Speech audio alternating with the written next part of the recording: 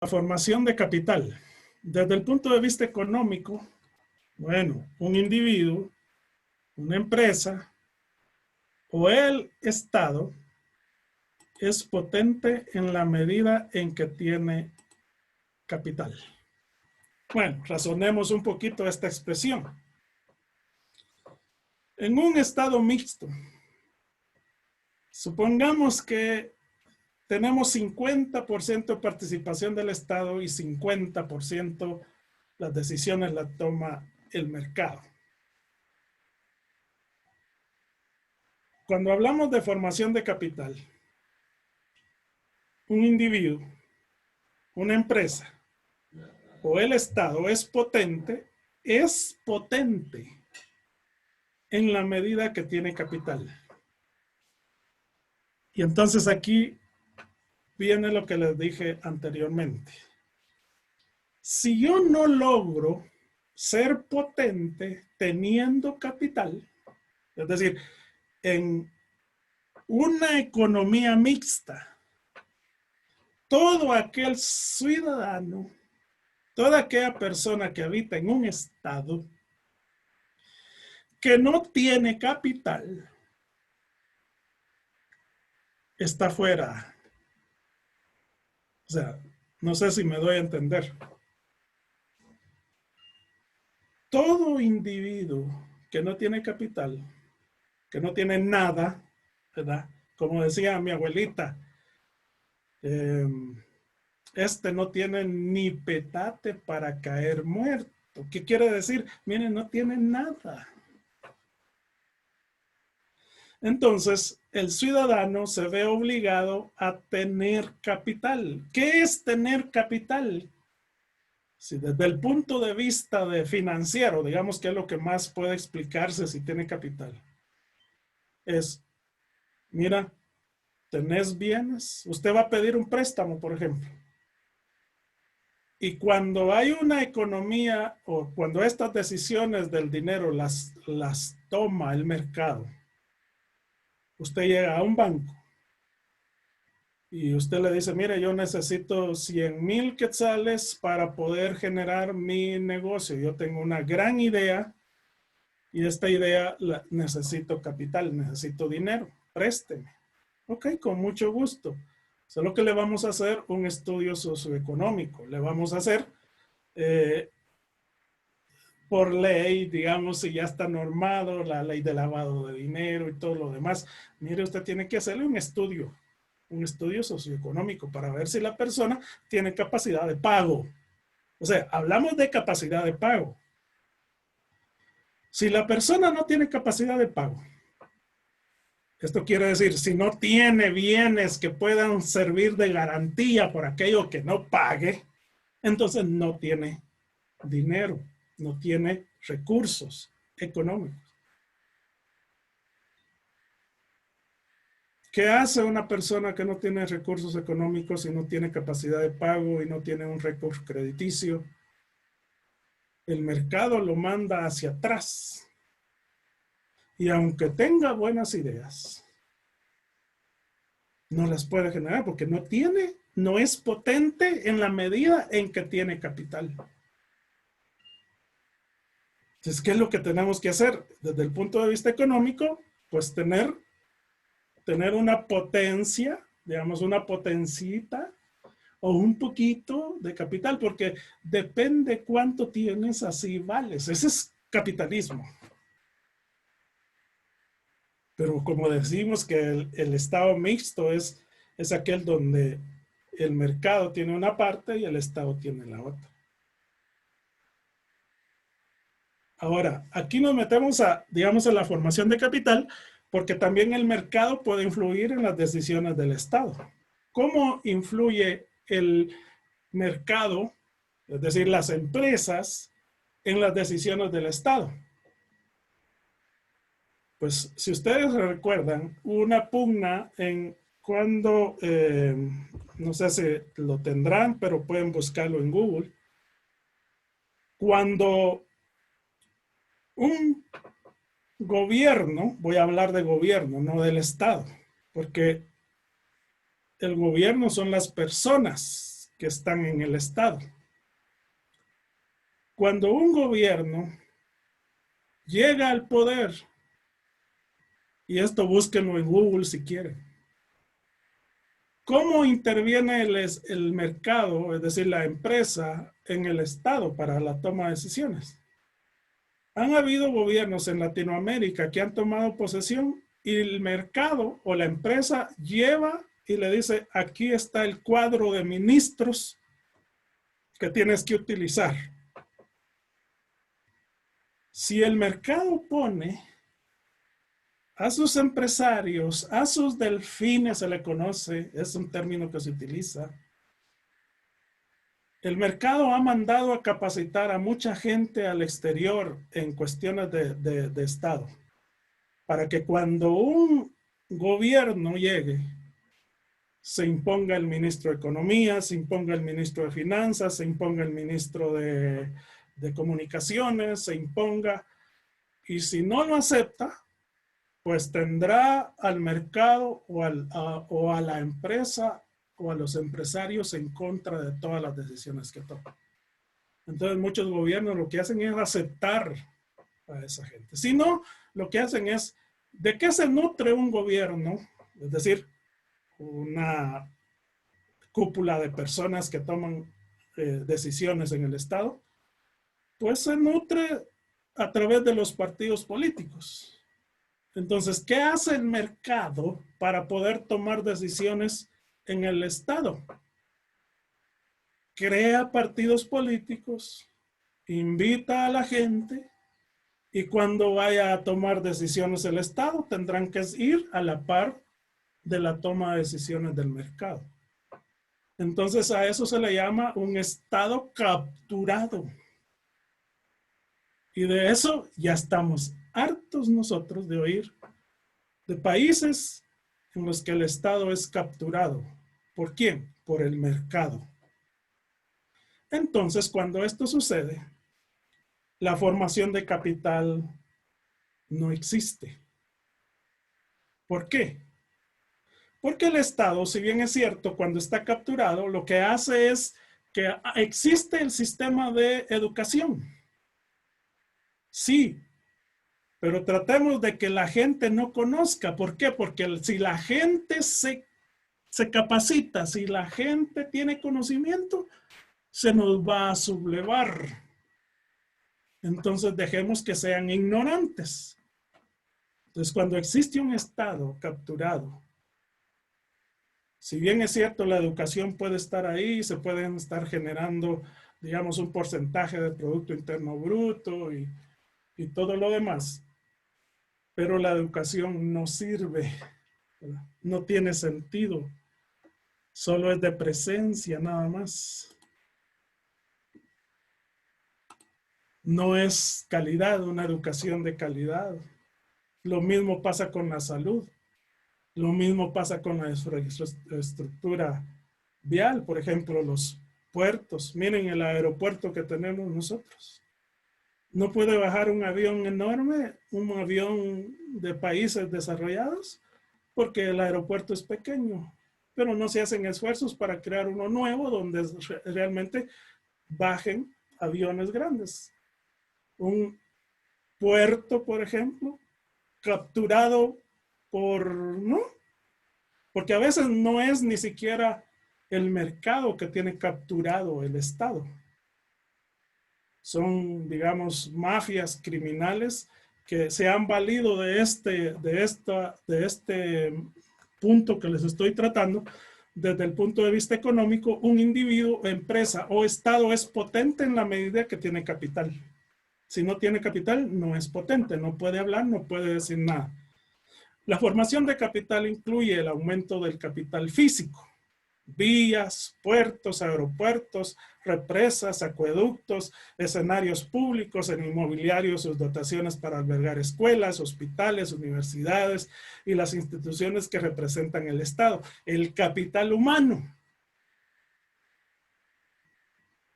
¿Qué es el capital humano? ¿Qué se necesita para que un país tenga capital humano?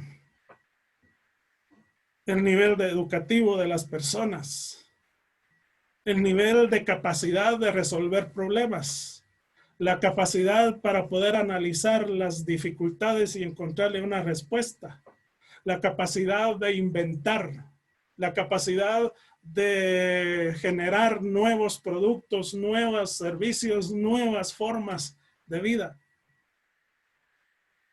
Capital humano. Guatemala carece de capital humano. Y una de las maneras como estamos logrando capital humano es precisamente esta. La educación es una de las maneras como podemos ir formando capital humano. Y a veces decimos, bueno, es que yo no tengo ningún cartón de universidad para poder lograrlo y por eso es que no tengo capital, ¿verdad? No tengo potencia, no tengo presencia, no tengo nada, no tengo un petate para caer muerto. Entonces, el capital humano, y luego entramos al capital social, que también hablamos de formación de capital social. La cohesión social es una de las carencias que tienen los países latinoamericanos. Solo se logra cuando realmente se toca la bolsa o el bolsillo de los ciudadanos y entonces se unen y forman grupos, presencia social. Digamos, cuando en Guatemala la corrupción, aunque según Transparencia Internacional todavía seguimos con problemas de corrupción, pero cuando ya la corrupción nos copó, nos llegó hasta arriba, entonces cayó el gobierno que había en el Estado. Y todavía no se ha resuelto, porque ese es otro problema, la educación, la justicia, cuando el Estado está copado, la justicia es tardada. No hay justicia. Entonces, porque miren las pugnas que hay hoy, hablemos de Guatemala, pugnas para poner magistrados. Y hay gente que conoce perfectamente este punto. Desde el punto de vista económico, el individuo, empresa o Estado es potente en la medida que tiene capital. Y hay gente que sabe perfectamente esto. Ya recibió el curso de finanzas públicas de plano, ya supo esto. Entonces adquiere poder y tiene la capacidad de poder decir, a vos te voy a poner en este puesto, te voy a dar el dinero, necesitas lo que necesites, te lo doy. Eso sí, que si un día caigo en las manos de la justicia, tenés la obligación de liberarme, de cuidarme, de protegerme. Entonces ahí son otras cosas de las que estamos hablando acá. Todo el Estado tiene que generar las vías, sea físicas, aeropuertos, empresas, acueductos, escenarios públicos, el inmobiliario con sus dotaciones para albergar escuelas, hospitales, universidades e instituciones que representan el Estado. También tiene que generar el capital humano y el capital social. Uno de los grandes problemas que tienen los países latinoamericanos es precisamente el capital humano. Y todo aquel, porque aquí hablamos de un término que se llama fuga de cerebros. Todo aquel que logra superar aquí en Guatemala y en Latinoamérica, que es un patojo chispudo, inteligente, bien dotado, buenas ideas, que ya probó hacer algo aquí en Guatemala, pero resulta que lo atrapan y no lo dejan salir. Lo que hace es irse a otro país donde le den la oportunidad. Tenemos a varios. Pero, por ejemplo, Colombia está surgiendo, está saliendo a pesar de la lucha que tiene con la guerrilla. Pero allá para el emprendedor hay 7 años de gracia que no paga impuestos durante esos 7 años para que se desarrolle una idea, un proyecto, una empresa. 7 años. ¿Y en Guatemala? Aquí el que empieza de una vez a pagar impuestos.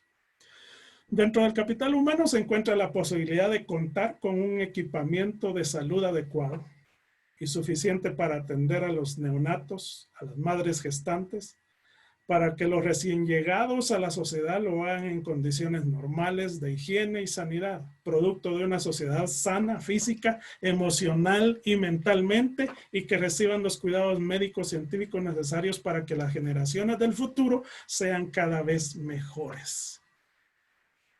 Guatemala tiene un problema estructural precisamente en esta cuestión de la salud. El capital humano, digamos, si alguien nace con problemas de desnutrición, fíjense que su cerebro se desarrolla entre los primeros 7 años de vida del ser humano. Si usted nació pobre, creció pobre, no tenía los nutrientes necesarios para que su cerebro se nutriera y se desarrollara. Entonces, mucha gente con desnutrición en el inicio, luego crece, se queda niño, tiene ideas de niño, pensamiento de niño, pero ya está grande, ya está adulto. ¿Qué pasó? Vivió una desnutrición, no tuvo los nutrientes necesarios para que su cerebro se desarrollara. Y cuando uno no tiene esos nutrientes, uno quisiera. Cuando le ponen a leer un libro, a analizar, a dar nuestro criterio, resulta que la mente no tiene esa capacidad. ¿Qué pasó? No tuve los nutrientes durante los 7 años primeros de mi vida. Y entonces ahora a veces ni me recuerdo de qué es lo que leí en ese libro. Y me cuesta mucho. Pues vea hasta dónde llega cuando realmente no hay atención al capital humano en un país. Entonces, en un país debe de trabajarse lo que es el capital humano, y en los países latinoamericanos eso no se da. Esta función en los sistemas socialistas la realiza el Estado a través de los planes quinquenales de desarrollo, donde el individuo, como integrante de una colectividad respetuosa de la vida de sus miembros, impulsa las acciones para lograr el cometido. Ahí, en un estado de esta naturaleza, si usted no lleva a vacunar a sus hijos, si no lo registra, si no está normalmente en el hospital o en el centro de salud, lo que usted quiera nombrar, se le castiga y se le enjuicia por no hacerlo. Así que está obligado a hacerlo. Pero ¿qué pasa en los estados mixtos o capitalistas? Ahí es diferente. En cuanto al capital físico, es decir, la gran inversión y reproducción de capital social, cuyos beneficios son por la naturaleza de su origen colectivos, son responsabilidad del Estado, al igual que la acumulación de conocimiento, el descubrimiento y progreso científico llevado a los procesos productivos. Esto es, en el socialismo. En el sistema capitalista, no es tan evidente que el mercado pueda hacerlo todo. ¿Por qué? La inversión es producto del ahorro. Y cuando la inmensa mayoría de la población carece de la capacidad de ahorro, la formación de capital es precaria y concentrada en pocas manos o en pocas industrias ansiosas de incrementar su rentabilidad. Les estoy poniendo los dos casos extremos, el socialismo y el capitalismo. Entonces, ¿cómo se logra en el socialismo? Pues usted ve, por ejemplo, hablemos de Cuba. Cuba tiene, ahí casi todos tienen su licenciatura, sus maestrías y sus doctorados. Exporta servicios médicos, es decir, Guatemala ha sido beneficiada por médicos cubanos, Brasil, Venezuela, etcétera. México, por ejemplo. Y ese dinero que el Estado benefactor le da a Cuba no es dinero para los médicos, es dinero para el Estado. Entonces, solo para que vean la diferencia, ¿no? En los lugares que tienden al socialismo, pues lógicamente tiene que ir a la escuela, tiene que graduarse forzosamente, necesariamente, pero no tiene derecho de generar por sí solo el trabajo por el cual está preparado. Entonces tiene que trabajar para el Estado. Y lo que gana usted se le tiene que dar al Estado y el Estado le tiene que retribuir lo que el Estado considera que usted tiene que recibir de acuerdo a sus necesidades.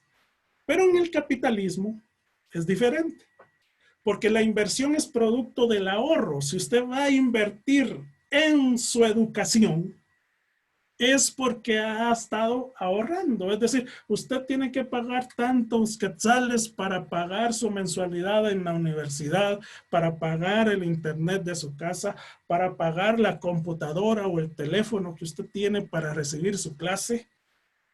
Pero eso es objeto del ahorro que usted está obligándose a sí mismo a hacerlo para tener un capital humano. Y cuando la inmensa mayoría de la población carece de la capacidad de ahorro, entonces, si no hay ahorro, si usted no tiene ingresos, no puede obtener formación de capital. La formación de capital es precaria y concentrada en pocas manos y en pocas industrias ansiosas de incrementar su rentabilidad privada. Usted está en una universidad privada, nunca le van a decir, mire, le voy a dejar que no pague, tiene que pagar. Estamos en Guatemala y estamos viendo estos problemas que tiene que resolver el Estado. Razón 2. Al dejarse la inversión en manos del sector privado, se ahondan las desigualdades entre unos pocos que lo tienen todo y una inmensa mayoría cada vez más proletaria, carente de propiedades y de lo esencial para vivir dignamente. Aquí yo puedo hablar muchísimo, pero se los voy a dejar nada más ahí para que ustedes puedan saborear la clase. Entonces el Estado debe intervenir directamente en la construcción de las grandes obras de infraestructura que por su dimensión y costos el mercado no está interesado en asumir. Con esta inversión pública se produce una rentabilidad social que hace posible el fortalecimiento y la adhesión a la comunidad con respecto a los conceptos de nación y de Estado. En otras palabras, pues queremos que el Estado se encargue de hacer aquello que el mercado no lo haga. Vean, un ejemplo, pasó, digamos, una empresa que hace dispositivos para computadoras por Guatemala hace algunos años. Y en realidad pasó por Guatemala. Por Guatemala dijeron, miren, aquí a la empresa no la queremos recibir porque resulta que como está cerrado todo, ¿no? Entonces tratan de que ingrese otro nuevo, no lo dejan. A pesar de que aquí en Guatemala no se construyen chips para computadoras, pues no dejaron. Se fueron a Costa Rica. ¿Pero qué pasó en Costa Rica?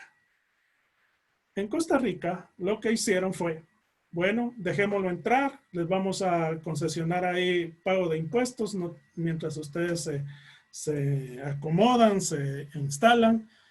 Y adicionalmente, pongo a la disposición el Instituto Tecnológico para que formen ustedes el capital humano necesario para que la empresa funcione. Entonces ahí la educación ya está vinculada exclusivamente a la empresa, al mercado. Y entonces Costa Rica ahora divide su Producto Interno Bruto. El Producto Interno Bruto con Intel, Producto Interno Bruto sin Intel. ¿Por qué? Porque, digamos, la inserción de esta inversión en la sociedad costarricense ha llegado a sobrepasar los límites que esperaban y entonces ya tienen que hacer divisiones entre el Producto Interno Bruto con Intel y sin Intel. Miren hasta dónde llega la inversión pública o la inversión que tienen que hacer. Y a veces, muchas veces, lo que tiene que hacer el Estado es permitir que la empresa haga lo que tiene que hacer. Tengo que cuidar de que no violen los derechos humanos. Nada más, eso es lo que tiene que hacer el Estado. Pero nosotros acá ni siquiera eso podemos hacer. Ok, pasamos a la estabilización económica. La preocupación de los gobiernos para mantener una economía estable se debe a que la dinámica del crecimiento económico no es armónica y genera unos ciclos en los cuales se presentan alzas desmedidas de los precios, a veces altos desempleos, otros desajustes en la balanza de la cuenta corriente, y esto tiene efectos, se llaman efectos perversos. Guatemala ha tenido efectos perversos desde muchos años, desde su nacimiento, ¿verdad? Desde que celebramos el grito de libertad, hemos vivido con efectos perversos. Bueno, no solo Guatemala, Latinoamérica completa.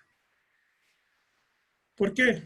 Porque resulta que acá, pues, lógicamente, cuando hablamos de desempleo,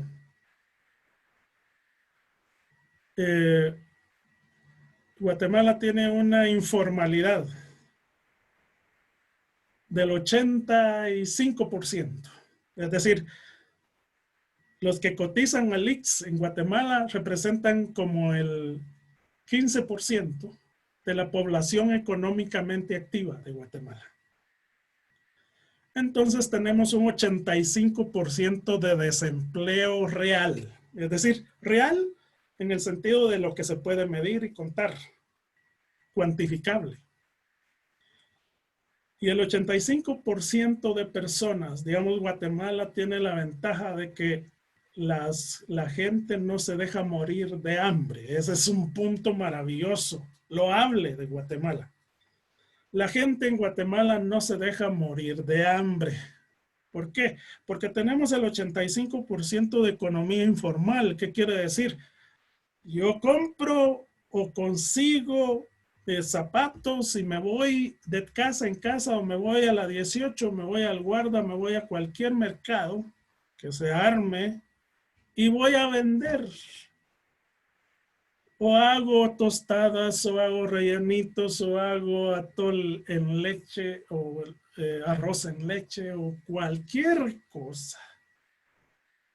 Churros, chucos, carne adobada, etcétera. El guatemalteco no se deja morir de hambre. ¿Quién falla ahí? Falla el Estado, falla el mercado. ¿Pero por qué falla el mercado y falla el Estado? Porque ambos están configurados para evitar que el 85% de guatemaltecos tengan acceso a los beneficios del mercado y del Estado. Entonces, carecemos de gobierno, perdón, carecemos de Estado, presencia del Estado, y carecemos presencia de mercado. El mercado no se mueve si no hay réditos. El Estado no se mueve si no hay votos, voy a decir así. Eso está lejos, ¿verdad? Pero si no me aseguras que los votos para mi partido van a ser fieles, entonces no hay nada. Y acá pues entra el proceso ese, ya viene el capital social, ¿verdad? Ok, como el Estado no me quiere dar, entonces juntémonos todos y hagamos algo, hagamos una revolución, vayamos, hagamos una manifestación, y entonces eso, pues al final le rascamos algo al Estado. Y así es como toda Latinoamérica, antes de la crisis de esta que tenemos del COVID-19, Latinoamérica estaba en revoluciones completas, tanto aquí en Guatemala, tanto en Chile, tanto en Ecuador, en muchos países latinoamericanos se estaban levantando. precisamente porque el Estado no cumple con su función de estabilización económica. Es decir, la desigualdad económica en nuestros países es enorme, pero es un problema pendiente en muchos países nuestros y no digamos en Guatemala. El mercado libre de interferencias, como querían los economistas clásicos y sus seguidores, es ineficaz en la utilización de factores de producción y en la construcción de escenarios de la competencia perfecta. ¿Se acuerdan entonces de introducción a la economía? La competencia perfecta. Ese es otro idilio que puede haber, ¿verdad? Que el precio se establece a través de la oferta y la demanda. Y eso, pues, es un ideal. A veces ni siquiera en los mercados del SEMNA o de la zona 4 aquí en Guatemala se va a dar la competencia perfecta, donde el precio se establece en común acuerdo entre el comprador y el vendedor. Pero la mayoría de precios en Guatemala son, si no son oligopolio, pues son otra cosa. Pero el precio se establece, no lo establece el comprador, lo establece el vendedor. Es decir, usted llega a adquirir un producto, cuesta tanto. Si quiere, bueno, y si no, el precio ya está dado. O sea, no hay competencia perfecta. Entonces, es fácil en un país poder tener estabilidad económica si hay carteles que ponen el precio, o cárteles, ¿verdad? Como le suelen llamar, oligopolios, son precios oligopolísticas, donde hay pocos oferentes y muchos demandantes, y no hay libre competencia. Entonces, la estabilización económica, que está a cargo del Banco Central de Guatemala y también con el auxilio de la política fiscal, no es tan difícil. Si hubiera competencia perfecta, las políticas económicas y políticas fiscales fueran otro asunto, pero ustedes saben que el mercado tiene que aprender a controlar las cosas y en Guatemala las tiene bastante controladas. Esto puede manifestarse así, ¿verdad? Que se presente desempleo, que hay una desestabilización. Aquí hemos vivido con desempleo enorme por muchos años y el problema es que la mayoría tiene que emigrar a países como Estados Unidos para lograr obtener empleo. Que haya una alza desmedida de precios. Ok, aquí han habido acciones donde los precios se han elevado, pero el Estado ha entrado y ha puesto precio tope. ¿Será correcto eso? Bueno, en un mercado oligopolística, pues es problema para las empresas. Y el otro es que se dé un desajuste en relación al sector externo, lo cual a su vez genere superávit o déficit en la cuenta corriente. Por ejemplo, ¿en dónde afecta este punto C? Les voy a poner el ejemplo, las reservas, por ejemplo, las reservas en dólares. ¿Cómo resulta que nosotros tenemos nuestro quetzal, que es la moneda legal que circula? Y si este quetzal, pues lógicamente solo funciona para Guatemala. Porque usted no va a ir a México y va a decir, mire, le pago en quetzales. No, lo mandan a la porra. O se va a El Salvador y le dice, mire, ¿quiere pagar en quetzales? Tampoco. Lo que tiene que hacer si tiene quetzales y va a El Salvador es convertir sus quetzales a dólares que hay ahí en El Salvador y pagar con dólares. A diferencia, digamos, de la moneda de Estados Unidos o del euro, ¿no? Usted llega a Guatemala y dice, mire, quiero pagar en dólares y con mucho gusto. Pero nosotros llegar a Estados Unidos y decir, mire, le voy a pagar en quetzales, no se puede. ¿Por qué? Porque no es una moneda que sea reconocida ni está normada como una moneda dura de cambio. Entonces, para nosotros comprar productos de otros países necesitamos trasladar nuestros quetzales a dólares. Pero supongamos que las reservas que están en dólares se las vamos consumiendo. A esto se le llama desajuste en relación con el sector externo. Consumimos nuestros dólares y ya cuando una empresa, o digamos cuando usted quiere pagar Netflix, y usted le dice a su banco, mire, yo necesito dólares porque necesito pagar mis 15 dólares que pago a Netflix, o 13 dólares de Netflix. Y el banco le va a decir, mire, no tengo dólares. Entonces le cortan su Netflix.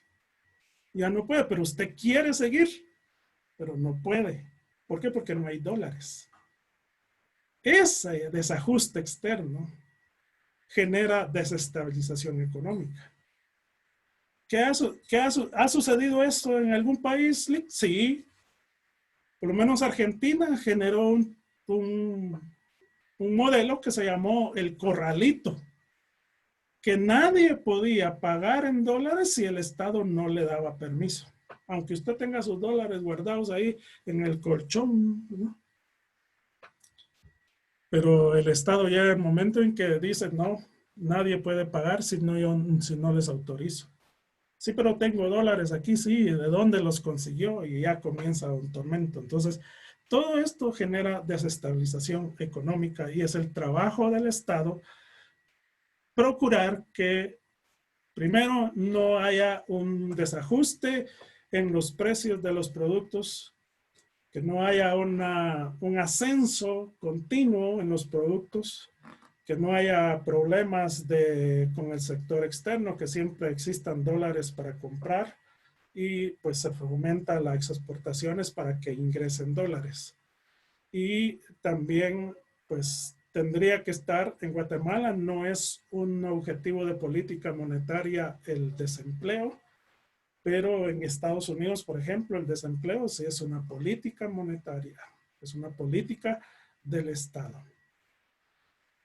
En la economía socialista, en su capacidad de planificación en la utilización de los recursos para conseguir las satisfactorias y generar una oferta exportable controlada, los desajustes son inexistentes, excepto que se presenten fenómenos o hechos extraordinarios de orden natural, político, internacional.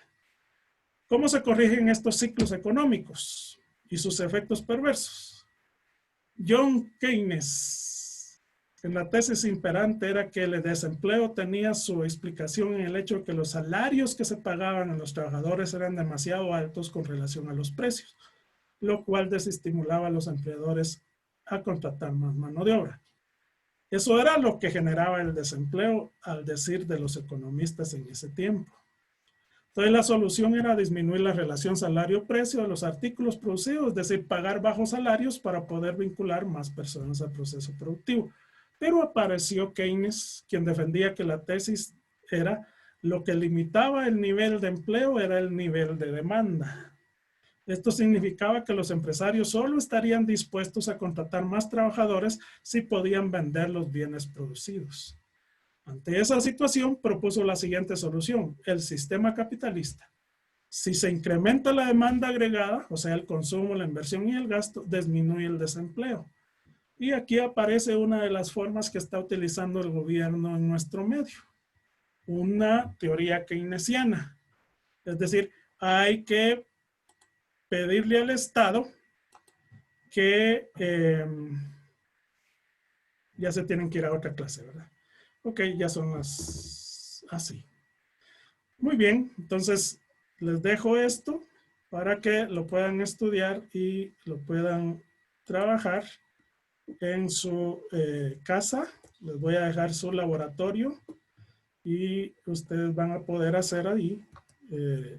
En esta vez les voy a dar unas preguntas para que vayan a encontrar las respuestas en el libro que les voy a mencionar. Así que feliz día, cuídense mucho, guárdense siempre de este virus ingrato que está. Cuídense, hasta pronto, adiós.